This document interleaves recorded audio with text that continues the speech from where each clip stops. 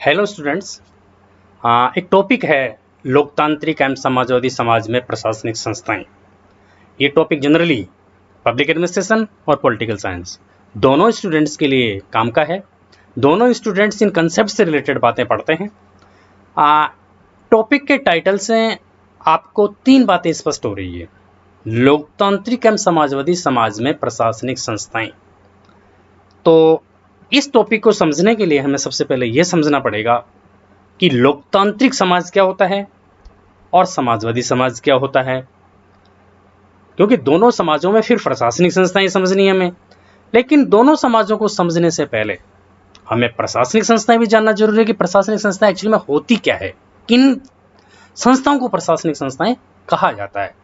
तो जब हम इस बात पे आते हैं कि प्रशासनिक संस्थाएं से रिलेटेड जो भी टॉपिक है, और जब हम इस बात पे आएंगे तो हमें ये जानना जरूरी होगा कि इस टॉपिक को कंप्लीटली समझने के लिए हमें कौन कौन से एस्पेक्ट्स पर चर्चा करनी है या कौन कौन से एस्पेक्ट्स समझने हैं। ये जो टोटल एस्पेक्ट है आपके, ये हैं। इस टॉपिक को समझने के लिए टोटल 7 एस्पेक्ट होंगे। आपकी स्क्रीन पे जो दिख रहा है, लोकतांत्रिक समाजवादी समाज में प्रशासनिक संस्थाएं। प्रशासनिक संस्थाएं सबसे पहले हमें समझना है प्रशासनिक संस्थाएं क्या होती है। लोकतांत्रिक समाज और समाजवादी समाज, जो मैं आपको बता चुका। फिर कुछ समाज, विश्व में जनरली 2 प्रकार के समाज है, लोकतांत्रिक समाज, समाजवादी समाज। लेकिन कुछ समाज जैसे इंडिया का समाज है, ये लोकतांत्रिक समाजवादी समाज कहलाता है। अर्थात इंडिया के समाजवादी समाज में दोनों प्रकार की विशेषताएं पाई जाती है। हमारा समाज लोकतांत्रिक भी है और समाजवादी भी। तो लोकतांत्रिक समाजवादी समाज की विशेषताएं क्या होती है, तो फिर हम भारत के संदर्भ में जैसे 5th डायमेंशन हमारा आएगा, आयाम आएगा, एस्पेक्ट आएगा, जिस पर हम चर्चा करेंगे, वो आएगा भारत एक लोकतांत्रिक समाजवादी समाज। अर्थात भारत के लोकतांत्रिक समाजवादी समाज में वो कौन सी विशेषताएं हैं जो भारत को एक लोकतांत्रिक समाजवादी समाज साबित करती है। फिर ये सब एस्पेक्ट्स को जान लेने के बाद नेक्स्ट जो अगला हम समझ पाएंगे वो होगा लोकतांत्रिक समाजवादी समाज में प्रशासनिक संस्थाओं की प्रकृति कैसे होती है, क्या होती है। उस प्रकृति को समझना है कि लोकतांत्रिक जहां पर लोकतांत्रिक समाजवादी समाज है, जिन कंट्रीज में, उन कंट्रीज के प्रशासनिक संस्थाओं का नेचर कैसा है। और फिर लास्ट इस टॉपिक को कंप्लीटली समझ लेने के बाद हम ये समझना चाहेंगे कि लोकतांत्रिक समाजवादी समाज में प्रशासनिक संस्थाओं की क्या भूमिका होती है। अलग अलग समाज में प्रशासनिक संस्थाओं की भूमिका अलग अलग होगी। तो लोकतांत्रिक समाजवादी समाज में प्रशासनिक संस्थाओं की भूमिका समझने के लिए हमें लास्ट का जो आता है वो आता है कि उनकी भूमिका को समझना पड़ेगा। अब पॉइंट है प्रशासनिक संस्थाएं। प्रशासनिक संस्थाएं क्या होती है, ये ब्रीफ में आपकी स्क्रीन पे जो लिखा हो, आप इसको जब पढ़ेंगे तो आपके समझ में आएगा कि प्रशासनिक संस्थाएं का इतिहास बहुत पुराना है। इनका विकास भी राज्य प्रशासन के विकास के साथ साथ हुआ है। प्रशासनिक संस्थाएं उतनी ही पुरानी है जितना राज्य प्रशासन है। राज्य नामक संस्था है। हर युग में राज्य का स्वरूप अलग अलग रहा है, समाजों का स्वरूप अलग अलग रहा है। उन राज्यों के स्वरूप और समाजों के अनुसार ही प्रशासनिक संस्थाओं का स्वरूप भी अलग अलग रहा है। लेकिन यह सच है कि जब राज्य का प्रशासन का विकास हुआ तब से ही प्रशासनिक संस्थाएं बनी हुई है। प्रशासनिक संस्थाओं को हम सरल शब्दों में ऐसे परिभाषित कर सकते हैं कि प्रशासनिक संस्थाएं किसी राज्य संस्था के वह अंग हैं जो राज्य के किसी विशेष कार्यों को संपादित करने के लिए बनाई गई है। यानी कि राज्य संस्था के अंग है प्रशासनिक संस्थाएं, और वो किसी विशेष कार्य को संपादित करने के लिए बनाई जाती है। और इन प्रशासनिक संस्थाओं का अंतिम उद्देश्य, यानी कि इनको जो बनाने का उद्देश्य होता है वो होता है प्रशासन के प्रभावी संचालन द्वारा नागरिक कल्याण करना, जनता का कल्याण करना, प्रशासन का प्रभावी संचालन हो। ये प्रशासनिक संस्थाएं, ये प्रशासनिक संस्थाओं की मेन परिभाषा है। इनको हम जब पब्लिक एडमिनिस्ट्रेशन के स्टूडेंट और पॉलिटिकल साइंस के स्टूडेंट जानते हैं कि प्रशासनिक संगठन जनरली 2 प्रकार के होते हैं, लाइन एजेंसीज और स्टाफ एजेंसीज। लाइन एजेंसीज और स्टाफ एजेंसीज में से अगर हम ये चर्चा करें कि प्रशासनिक संस्थाएं किस पार्ट में आती है, तो ये कहा जा सकता है कि ज्यादातर प्रशासनिक संस्थाएं लाइन एजेंसीज में आती है। लेकिन कुछ प्रशासनिक संस्थाएं को हम स्टाफ एजेंसीज में भी शामिल कर सकते हैं, क्योंकि उनका कार्य सपोर्ट करना होता है, सहायता देना होता है। और ये जो प्रशासनिक संस्थाएं हैं वो देश की राजनीति, राजनीतिक दल, अन्य संस्थाओं से प्रभावित होते हैं और उन्हें प्रभावित भी करते हैं। यानी कि देश की सामाजिक, आर्थिक, राजनीतिक व्यवस्था कैसी है और दबाव समूह और अन्य कारक जो उस समय समाज के प्रचलित है, आर्थिक क्षेत्र में, सामाजिक क्षेत्र में, राजनीतिक क्षेत्र में, वो सभी कारक, वो सभी घटक, वो सभी बिंदु प्रशासनिक संस्थाओं को प्रभावित करते हैं। साथ साथ प्रशासनिक संस्थाएं भी इन सभी घटकों को प्रभावित करती है, यानी कि आपस में एक दूसरे को ये प्रभावित करते रहते हैं। ये प्रशासनिक संस्थाएं हैं।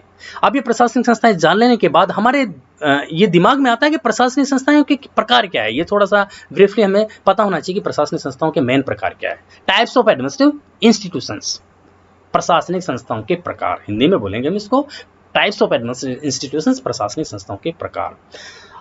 भारत के संदर्भ में जनरली जो वर्तमान भारत के संदर्भ में जो प्रशासनिक संस्थाएं हैं उन्हें हम मेन रूप से 4 कैटेगरीज में डिवाइड कर सकते हैं, 4 भागों में। Administrative institutions can be divided in 4 categories in India.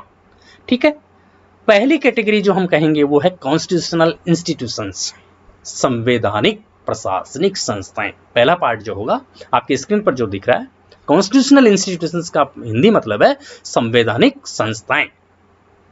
संवैधानिक संस्थाओं से मतलब है कि कुछ प्रशासनिक संस्थाएं जिनकी रचना संविधान के प्रावधानों के अनुसार की गई है, या जिनका वर्णन संविधान में है, या जिनके संगठन कार्यों इत्यादि का वर्णन संविधान में, संविधान निर्माण के समय या बाद में संविधान संशोधनों के द्वारा कर दिया गया है, और उन संवैधानिक प्रावधानों के अनुसार जिन प्रशासनिक संस्थाओं का निर्माण हुआ है, वो सभी प्रशासनिक संस्थाएं कॉन्स्टिट्यूशनल एडमिनिस्ट्रेटिव इंस्टीट्यूशंस कहलाती है, संवैधानिक प्रशासनिक संस्थाएं कहलाती है। इस संदर्भ में अगर हम इंडिया के संदर्भ में एग्जाम्पल लें तो जैसे एग्जीक्यूटिव एक प्रशासनिक संस्था ही कह सकते हैं एग्जीक्यूटिव में, जिसमें राष्ट्रपति एंड काउंसिल ऑफ मिनिस्टर्स आ जाएंगे। Legislative, parliament, Indian parliament, state legislation, ये संविधान में इन सबका डिटेल से वर्णन है। जुडिशरी का सुप्रीम कोर्ट, हाई कोर्ट, इनका डिटेल से वर्णन है। और दूसरी प्रशासनिक संस्थाएं जैसे फाइनेंस कमीशन, वित्त आयोग, कॉन्स्टिट्यूशन में इसका वर्णन है, कैसे वित्त आयोग का निर्माण किया जाएगा, क्या इनके कार्य होंगे। इलेक्शन कमीशन ऑफ इंडिया, भारतीय निर्वाचन आयोग, इसका संविधान में वर्णन है। ये प्रशासनिक संस्था संविधान में है, इस कारण इनको संवैधानिक प्रशासनिक संस्थाएं कहते हैं, इनका वर्णन संविधान में है। UPSC, union public service commission, संघ लोक सेवा आयोग, धौलपुर हाउस, सांझा रोड, नई दिल्ली में स्थित है, ये प्रशासनिक संस्था संवैधानिक प्रशासनिक संस्थाएं कहलाती है, कॉन्स्टिट्यूशनल, और इसका सिंपल सा है कि इनका वर्णन संविधान में है। नेक्स्ट जो प्रशासनिक संस्थाओं का प्रकार है इंडिया में वो है स्टैट्यूटरी इंस्टीट्यूशंस, इसको हिंदी में बोलेंगे सांविधिक प्रशासनिक संस्थाएं, सांविधिक संस्थाएं। ये प्रशासनिक संस्थाएं, सांविधिक प्रशासनिक मतलब सांविधिक प्रशासनिक संस्थाएं, ये वे संस्थाएं हैं जिनका निर्माण संसद या किसी राज्य के विधानमंडल के किसी अधिनियम द्वारा किया गया है, यानी कि इनका वर्णन संविधान में नहीं है, ये किसी संविधान के प्रावधानों के अनुसार नहीं बनाई गई है। लेकिन कुछ प्रशासनिक संस्थाएं ऐसी भी है जिनका निर्माण हमारी जो विधान निर्माण की जो अंग है, विधान निर्माण करने वाला विधानमंडल जिसको हम बोलेंगे, सेंट्रल गवर्नमेंट के लेवल पर संसद और राज्यों में राज्य विधानमंडल, ये अपने अधिनियम द्वारा किसी विशेष प्रशासनिक संस्था का निर्माण कर देते हैं, किन्हीं विशेष उद्देश्यों की पूर्ति के लिए, किन्हीं विशेष कार्यों को संपन्न करने के लिए। तो संसद या राज्यों के विधानमंडल द्वारा जो प्रशासनिक संस्थाएं बनाई जाती है, उनके अधिनियम के द्वारा, उन सभी को हम स्टैट्यूटरी एडमिनिस्ट्रेटिव इंस्टीट्यूशंस कहते हैं, सांविधिक प्रशासनिक संस्थाएं।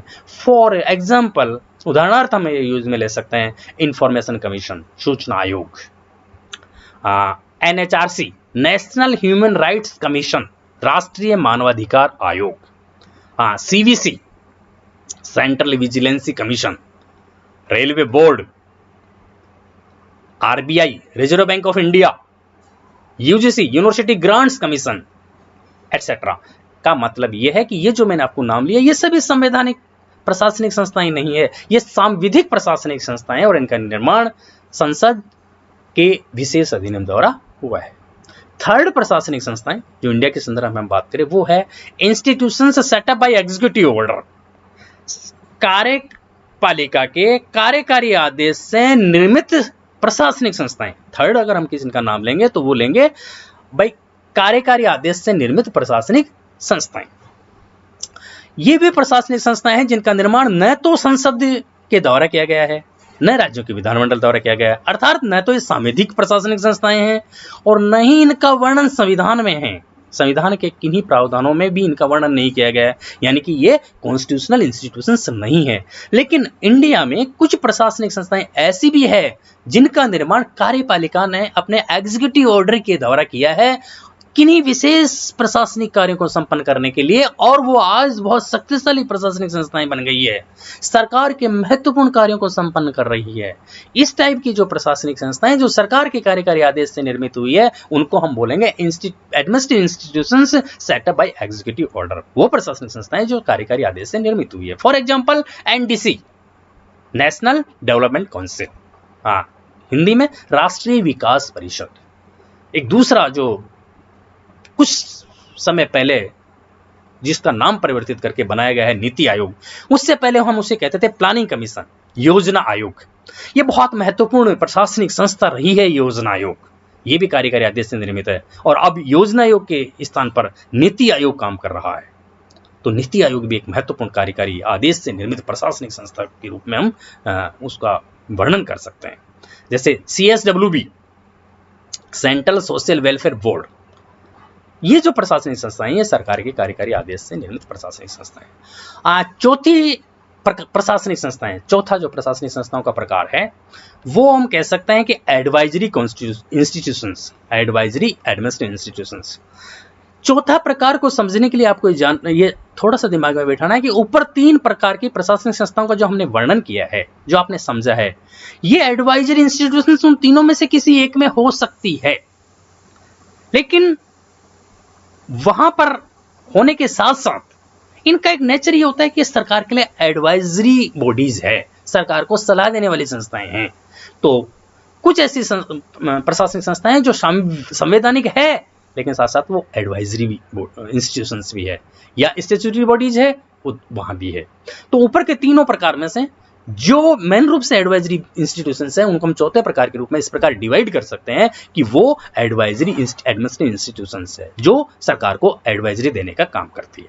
जैसे यूपीएससी, जिसका वर्णन हम कॉन्स्टिट्यूशनल इंस्टीट्यूशंस में कर चुके, union public service commission, UGC, university Grants commission, जो हायर एजुकेशन के मैटर में, इंडिया में हायर एजुकेशन के मैटर में मेन सलाह देने वाली सलाहकारी संस्था है। यूपीएससी जो है वो कार्मिक मामलों में भर्ती, प्रशिक्षण इत्यादि के संबंध में सलाह देने वाली मेन महत्वपूर्ण संस्था। AITC, all India technical education council, तकनीकी मामलों में, तकनीकी शिक्षा के मामले में। फाइनेंस कमीशन, भारत के जो वित्त आयोग है, वो वित्तीय मामलों में केंद्र और राज्यों के मध्य वित्तीय साधनों का बंटवारा कैसे होगा ये सलाह देने वाली महत्वपूर्ण मेन संस्था है, एटसेट्रा। ये जो प्रशासनिक संस्थाएं हैं ये एडवाइजरी इंस्टीट्यूशंस है। तो हम यहाँ पर ये समझ पाए हैं अब तक कि एडमिनिस्ट्रेटिव इंस्टीट्यूशंस होते क्या हैं, कहते किसे हैं, और एडमिनिस्ट्रेटिव इंस्टीट्यूशंस के क्या प्रकार होते हैं।